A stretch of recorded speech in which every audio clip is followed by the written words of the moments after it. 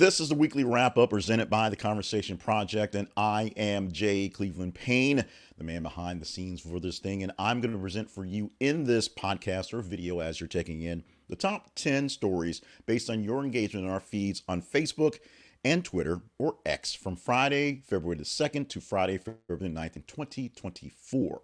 Simply a wrap up the top stories in your engagement by you just going through that. It's pretty simple. All week long, we have 5 days a week, something called Things You Might Have Heard. And it is a wrap up of stories from the previous day, Mondays for the weekend, and we give you a smattering of some of the bigger ones that came in through the previous iteration.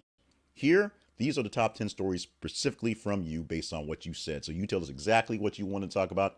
Some of these stories got nipped in the bud inside of mixing things out from the morning show because it didn't fall in line, but it falls in line for here. Also, some perspective, stories that weren't quite there, the almost rans. Those are stories 11 through 15. And the real perspective comes from the story at the very end of the list this week. This week, that story is number 216. So 216 distinct different postings of stories this week. And we'll tell you which story you cared the least about, but maybe you should. But we'll get to that when we get to that there. Remind you that we have a website. That is a conversationproject.com, and that is where you find all the stuff about us every single day. Plus, you can also find us via our email or talk to us via email at this or the conversation project at gmail.com. Email us to give us ideas of going on. There'll be more promotions and more stuff to talk about in the middle of the show, so stay tuned for that. But first, or beginnings, let's get to the news headlines to count down from 10 to 1. As you said, we're most engaging for this past week. And let's start off with headline number 10, the first headline. The headline reads, Shane Gillis fired SNL cast member to host SNL. What's the big deal about Shane Gillis? Shane Gillis was a cast member and a writer for SNL who didn't even make it to the first episode in 2019 when they kind of dug up some past racist and homophobic remarks, specifically against Asians. Really bad stuff against Asians particularly. He's going to host coming up, coming soon, and some people are kind of, as we've noticed in some really sort of shady ways. Many people are sort of knocking the way Saturday Night Live has been doing some things this season. The biggest thing is Boeing Yang kind of throwing side eye to the fact that there's a presidential candidate on the skit about presidential candidates. And you kind of know how that went. But this is another really big deal. Many Asian comedians are speaking out about the fact that if this were a black slur or a homophobic slur or specifically a anti-Semitic slur, he'd have no career. Maybe the homophobic slur may got by, but because most of his jokes were against Asians, it's kind of an issue. Let's move on to the next story. Oh, by the way, there's a picture of Shane Gillis. I forgot to click that slide. Number 9 story for this week. Yellowstone's Kelly Riley, Cole Hauser, and Luke Grimes want major raises for new spinoff. The Yellowstone brand is going to stay alive, and it's going to stay alive within a new spinoff TV series, a prequel of basically. And the people who are really big into this one, who aren't Kevin Costner, want more money. It's that simple. The upcoming series means more stuff, more expansions to the roles, and of course, more projects they can't work on because they're still stuck in these characters. So these 3 people in particular, Kelly Riley, Cole Hauser, and Luke Grimes, are asking for more money in the Yellowstone spinoff. Now, will it happen, the spinoff and the more money? We shall see as it goes forward, but this is something that's not stopping. Yellowstone is apparently not stopping, even if Kevin Costner doesn't want to pay his ex-wife, so he stopped working. That's essentially how things kind of worked out, right? He didn't want to pay any extra money, so he quit his jobs. Isn't that how it worked? Well, that's how it seemed to work here. So we'll see what happens for these 3 and any other folks in the new show, the new Yellowstone. Let's go to headline number 8 for this morning. U.S. launches retaliatory strikes on Iranian-linked militia targets in Iraq and Syria. This is something that happened late last week and rolled into the weekend to talk about. So it was really a Friday story that just sort of stuck around for quite some time. But it's just as it seems. The U.S. is now starting more airstrikes, more strikes in various spaces in Syria and in Iraq, and not Iran specifically, because that would be really bad in a way of escalating what's going on. But these are essentially groups that are being sympathetic to the Houthis and the Hamas, and just the folks that are doing their damage in Gaza and in Israel. So essentially, they are showing their support for their brethren there, loosely tagged there, and they're doing it out of Syria and out of Iraq. So we're attacking essentially more rebels, more sort of splinter groups out of there. Now, the biggest thing is we have some ties with Iraq, and we were supposedly doing well with Iraq. So Iraq's not so happy we're blowing people up in their space. And while Syria is a whole nother deal, it is looking kind of weird as we are ratcheting up towards a World War III scenario. We're trying not to attack anyone directly that we have real serious beefs with, but at the same time, we are protecting our allies, Israel, who is not being the best ally at the moment, and protecting our own assets because they're attacking civilians and our assets just because we're there. This is something that's hopefully not going to escalate, but it is going to continue for longer than we need it to. At number 7, this is a story that we did not cover inside of the actual things you might have heard, but this is a big deal that I've been following because I actually used to have some skin in the game here. John MacArthur's Shepherd Conference removes Alistair Begg. Now, why is this an issue? Well, it's a big issue for folks who follow Christian teaching, people who like radio preachers, and fans of Alistair Begg, who's been on the radio for American Family Radios for a long time, a very long time. He took over a ministry from a older minister and has been running this ministry for a while, essentially at the head of a megachurch, essentially the head of a large following. But he's gotten some controversy lately when he's basically condoning same-sex marriages, same-sex weddings. Just based his comments made on those things, basically not falling in line with some of the very family values types of folks out there. So because of that, he's been pulled off many radio stations. He's been taken off of many other things. And this big conference, the Shepherds Conference, he's been taken off of as well. You can go to the link and see more details about the story and go deeper in detail on that one, whether you are a follower or not. And that's in all ways. This is a cultural issue right now, a big cultural issue, and people are reconciling it of all faiths and even non-faiths on how to deal with situations such as. The number 6 story this week, we had a lot of talk about this one. It is Larry David seemingly reverses his apology after attacking Elmo on the Today Show, quote, "I would do it again." Now, this was originally Larry David apologizes to Elmo after attacking him on the Today Show, but what happened was, while all the votes were garnered up for that story, later that night, he appeared on Late Night with Seth Meyers and basically just mocked the whole issue and said, "Yeah, I do it again." His voice was so whiny, I just couldn't deal with it. Basically being Larry David.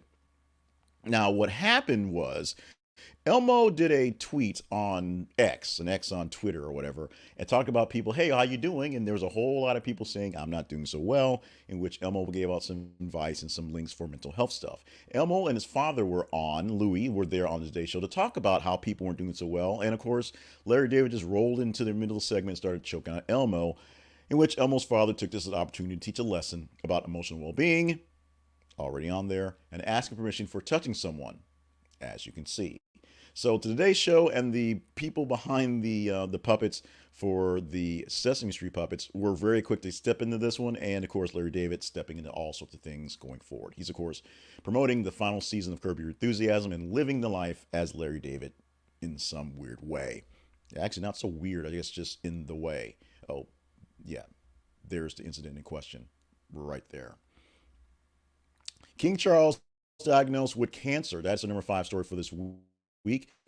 Very simple story. King Charles went into hospital, as we say these days, a few days after Kate Middleton went into the hospital. Kate, or Duchess of Windsor, all that stuff, went to hospital to follow up on her abdominal surgery. But because there were 2 royals in the same time and the work needed to be done, the firm, the royal family, decided to be a bit more transparent that he was going in. He was going in for an enlarged prostate procedure, and it was taken care of. He was diagnosed with cancer. We don't know what cancer. But he's diagnosed with cancer, and he's only been king for 18 months. So we'll find out more details as they do more treatment of it. There have been a lot of just doctors talking about cancer in general and awareness, and that's essentially what they're doing, bringing up the awareness of cancer in all cases. What we don't know is what it is. They're saying it's not prostate cancer. He had his prostate procedure, but no prostate cancer. But the actual cancer has not been diagnosed or not been released as of us writing this, posting this into the feeds before. I've not seen an update on that quite yet.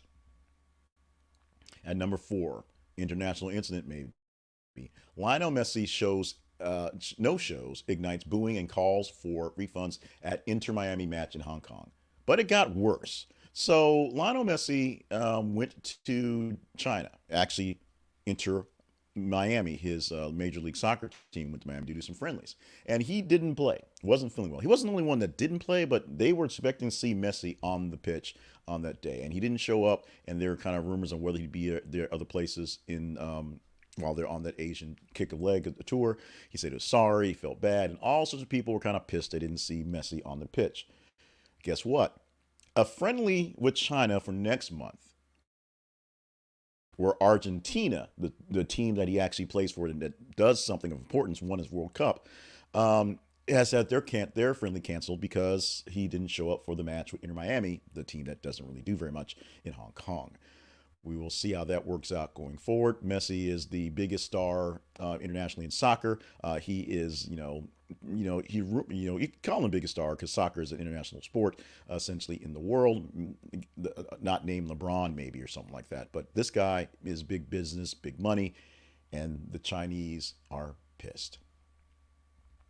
Let's go to story number 3 this week. Justin Moore, who showcased father's beheading in YouTube video, had clear mind, DA says. This is one that we hopefully were past the time to get any sort of explicit warnings on this one. But Justin Moore was the young man, 32-year-old Pennsylvania man who was openly just disturbed in a video where he killed his parents, decapitated his father, and just spoke on all sort of craziness. The problem that the DA is having, you can say this as a problem, is that effectively you can't have some sort of insanity defense. You can't say that he was under the influence of anything. He had a clear mind and knew exactly what he was doing. Now, obviously, what he was doing was not very good, not very well, not kosher at all for any points. But as far as the prosecution of this and the charge of this one, it's going to be pretty straight and simple. This is set up homicide, and it is very sick and very disturbing. Check out the links and read the story, deep into the story if you will, because this one is a very, as you see, as number 3 story this week, a very well engaged story from the nature of it, but it is gruesome. So your warnings are right now, right here. The number 2 story this week is one we didn't cover, but from an international standpoint, you can see why it's so big. And with number 1, we'll sort of kind of have to mea culpa because it's a little odd that it is number 1 story, but we'll get there at number 1. It will get more than its due, trust me. The number 2 story though, Sebastian Pinera, former president of Chile, dies in a helicopter crash. This story is a sad story that came down on Tuesday the 6th, and we put it in the feeds, and it came out as a very high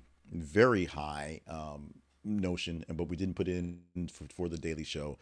I guess just because other things were there, it just wasn't picked out there. But this is one that you obviously, as a audience, cared for. The former president of Chile, Sebastian Pinera, tragically died in a helicopter crash. He was piloting the helicopter when it crashed into a lake in southern Chile. He served for 2 terms as president, was remembered for his contributions to the country. And the picture, if you're watching the video, is him being taken to hospital, which essentially was not going to do very well, and people just surrounding the cars, both press and just people in general, showing their appreciation for the fallen leader. Now let's go to the fanfare that we must do. Well, we don't must do, but we just kind of do it for the number 1 story this week, and this one earned it, if you will. By the way, the number 1 Facebook story this week on Facebook with your responses was Lionel Messi not showing up for the game in Hong Kong. Just had to say that right there. But the number 1 story by leaps and bounds and overarching numbers on the Twitter, on the X, is this one at number 1. It got, let me preface this, 45% of all engagement of this week. We had 216 stories, and this one got almost half of the engagement of every single click that got to this story here. It is more engaging from the second story on Sebastian Pinera, which was a big story, very big story by the normal numbers, by 1,334%. And it's more engaging than the almost relevant story of the week. The story we have at the very bottom. We'll tell you what it is at the end, that story. That story is listed at number 216. This one, the story, 253,900% more engaging. Although, honestly, that may just be a false negative because we didn't change the pasting on the number. But it's really, really, really big. In fact, it probably should be bigger. I think it's like 1 million. But here's the thing. Let's get to the headline for this story, and we'll mea culpa as we do it. Headline reads, "Note film star Emily Willis reportedly hospitalized following overdose." And we have no update for this said story. The story was posted. The story was posted for y'all to engage in on Monday the 5th, and on Tuesday it was the top ranking story so far of the year because of the numbers that is at here. We have no updates on this, but the story, the very short version write up that the robot editor gave us, was effectively saying just be mindful of recreational drugs because it assumes that she had a overdose of drugs. That's there. Now, what really made this something interesting is that I joke about what I call the former ex-wives clubs, or the future ex-wives club, I should say, where I bring up a famous person I may have had a crush on, or someone who's in the news that's interesting, and I dib them a person who will be one of my future ex-wives. The issue is I'm currently married to my first wife, Christina with a K, the lovely Christina with a K, and she almost became the first member of the future ex-wives club when she asked, "Why do you do so many things on porn stars? Do you have a problem?" And I said, I have a problem. My problem is I need clicks. That's why we have stuff with porn stars. This proves my point about the porn stars and the Pornhub stories and the OnlyFans stories. Why do we do them? Because of you guys. There you go. We also have a thing called the Story of the Week. Story of the Week is a story that we pull from the week from the top 10 stories that we have here. That way we go deeper into because you obviously cared about these. This week, the Story of the Week is going to Larry David, which the headline, of course, read, "Larry David seemingly reverses his apology after attacking Elmo on the Today Show."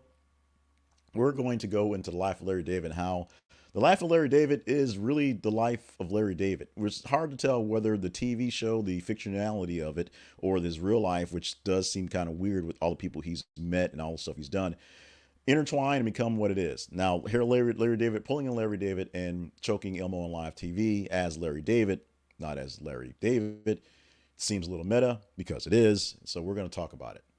You look for this in a separate feed for a separate podcast, or if you're watching videos, the same feed where you see it here. This is for the Story of the Week for this week. It is Larry David being Larry David.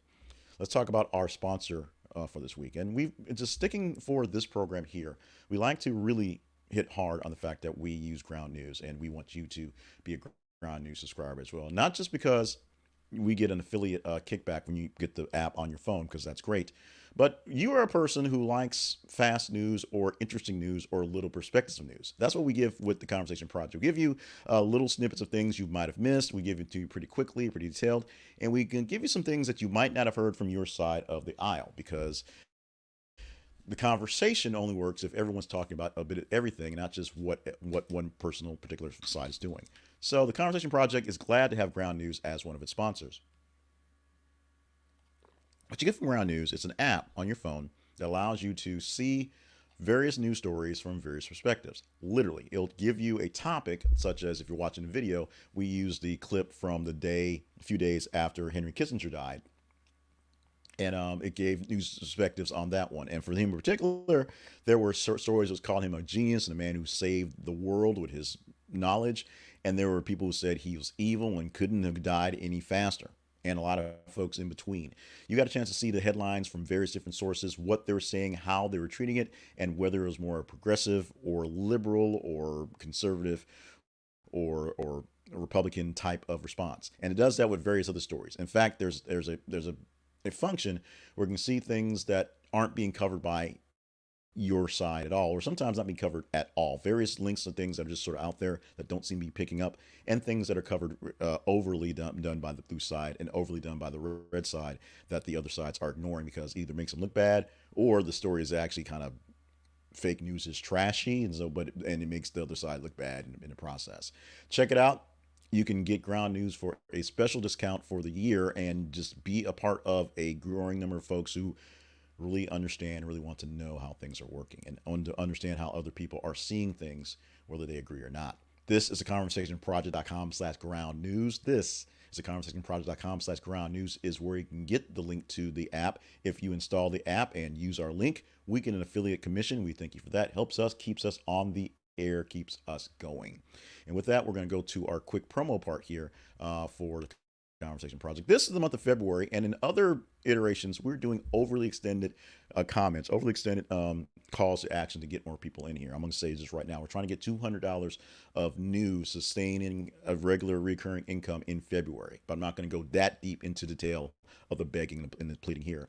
But the basic stuff we're going to tell you here. The Conversation Project lives at this is theconversationproject.com. Find all the things you need to know about us at our website, where you can find us via the audios, via the videos, via the newsletters, via the short snippet clips, and of course, sponsors and partnership links as well. You can also, what we say all the time is be a part of the show because you make this happen. How do we get these top 10 stories? You engage with them on the feeds we have on Facebook and Twitter, Facebook and Twitter, Facebook and X, Facebook and X, Facebook and Twitter. Go to thisisaconversationproject.com slash partnerships to join us about partnerships. Got lost in a thought there, but go to facebook.com slash this is a conversation project for that feed, and also go to twitter.com or x.com slash th_conversation, and you can engage in stories every 50 minutes, all day, all night, even in the weekends. We post news stories, and we want you to like what you see or love what you see or hate and do the little meanie face and you see. Share them with our folks, and the higher a story gets engagement, the better chance of talking about it in either the daily shows or here. We'll explain the daily shows there, but in the main feeds you can find for things you might have heard, our daily Monday through Friday edition, this thing here, the weekly wrap up, and of course the story of the week and other things and hot takes going back and forth. Quick shout out to my boy Rave X, who is great supporter. I love what he does. He's a bass player. He's more than a bass player. He's a podcaster. He's a guy out of Boston and a guy I met as an internet friend and love the dude. He is one of the biggest news nerds that out there, and he's always showing us love, showing us hype. So I'm going to hype him up here. Definitely jumping up on some stories this week, so stuff like that. You can comment on what you want to. You can get your shout outs. You can let us know via that way. And of course, you can email me at the conversation inbox at gmail.com. The conversation inbox at gmail.com. That way you can talk to us about what you want to talk about. You can also go to our partnerships page at our website and become a full-time partner. You're going to start seeing as a partner some more detailed letters from the editor, if you will, things that are going on behind the scenes. And right now things aren't so great, which is why we're doing a lot of the asking, begging, pleading for stuff. So you can see how to help us support us, and we'll give you direct marching orders what to do. But become a partner and click the link on that at our partnerships page to find all of that. Now, quick bunch into a quick more news. Let's go into the almost rants. These are stories 11 through 15. These are stories that didn't quite make it in the top 10, but they were, for practical purposes, help shape the narrative of the week. And story number 11: Lakeith Stanfield and wife Kashmir sued for allegedly not paying their travel nanny. According to court documents, Monica Sawyer is suing the couple, claiming they agreed to pay her $500 per day from October 30th to November 7th while on a vacation.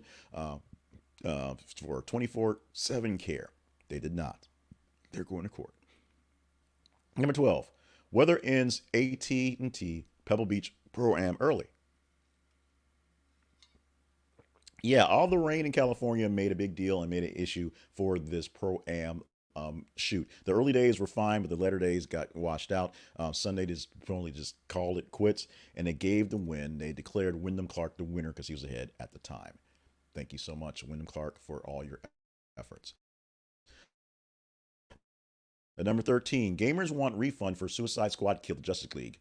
Gamers want the refund because they're not happy with the gameplay. They're not happy with some of the scenes in it. They're very unhappy with the way Batman is portrayed in Kevin Conroy's very last iteration as Batman. Of course, maybe if there were another iteration, it'd be different. But considering they killed Batman, and yeah, people aren't happy. Refunds are being available. If you have electronics, it's easier. If you have the actual physical product, you go to your store. But the refunds increasing by 761% due to people not liking this game.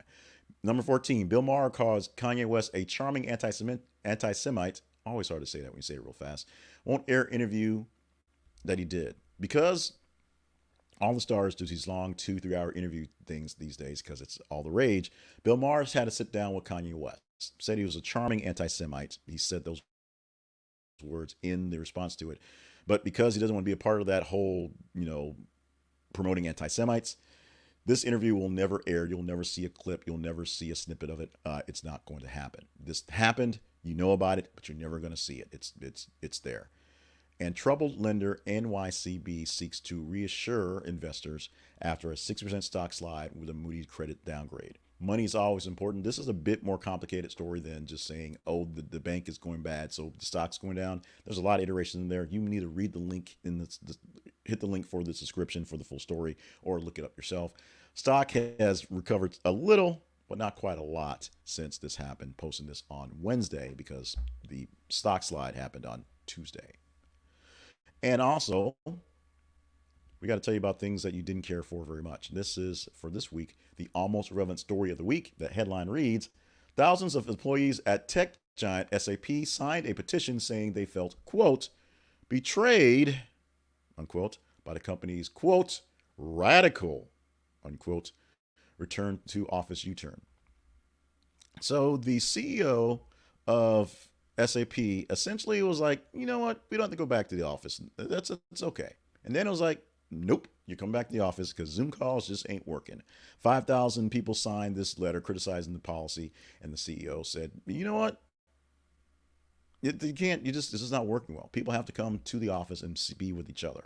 This is going to be a growing thing where if it weren't for the pandemic and everyone working remotely and everyone working in corners of office and no one being nearby anybody, we would have never even thought this up as a process. There'd be people who are remote that pop in here or there, and they would have just kind of lived with it. Now that everyone thinks that they can all work from home and work in their pajamas, and honestly, they all can't, but many more can than you think, it's going to be an issue for quite some time. And there is the people don't want to work thing. That there is something to that, but they've been saying that for literally 100 years. So the something to that isn't necessarily new. It's just a new iteration, a new flavor, a new branding, if you will. Want to remind you that the Conversation Project lives online at thisisaconversationproject.com. And you can email us anytime you feel at theconversationinbox@gmail.com. That way you can tell us what we can do better or not so worse, as we say around here. Facebook and Twitter, or X, is where we put the feeds down so you can actually be engaging and give us the stories to talk about. On Facebook, facebook.com/thisisconversationproject. On Twitter, twitter.com/th_conversation, or call it x.com. It's still going to transfer to Twitter. It is what it's going to do. That's how the tech works. And you can be a part of things by going to our website and looking for all the iterations that we are in, and including stopping by our partnerships page. If you deem us worthy, become a partner and help us get these things moving every single week. And that's it. Other than the story of the week, we are done for the week. Oh, we do have our hot takes. So if you follow us on various places, YouTube, Shorts, and on TikTok, we'll have a couple hot takes of some stories for this week happening going on. Last week was a big political week, and so we had a lot of things to pop into. This week, there are primaries out there, and there are caucuses, I guess, but none of them matter because it's Joe Biden and it's Donald Trump and blah, blah, blah, blah, blah, blah, blah, blah. Mike, Dean, whatever Phillips' first name is, I keep forgetting because no one cares. And Nikki Haley, who is fighting the good fight because she somehow still has money, is there. They'll probably pop up. We will see more of me here, there, and of course, in the story of the week, as we talk about Larry David being Larry David. I am Jay Cleveland Payne. This has been the weekly wrap up for the week ending February the 10th, 2024. Stay limber, stay hydrated, stay on task for all the grand things you are here to take care of. We need you as a listener, watcher, viewer, but the folks around you need you as well. No matter how hard the struggle is right now, and trust me, I'm going through some struggles. There are folks out there who can't do it without you. So find a way to muscle up, get through one more day, because they need you for more than those one more days. Love you. Mean it. We're going to see you next week in here as we figure out what stories you will determine are the top 10 of the week. I won't know until I know. And I'll let you know as soon as I know next week.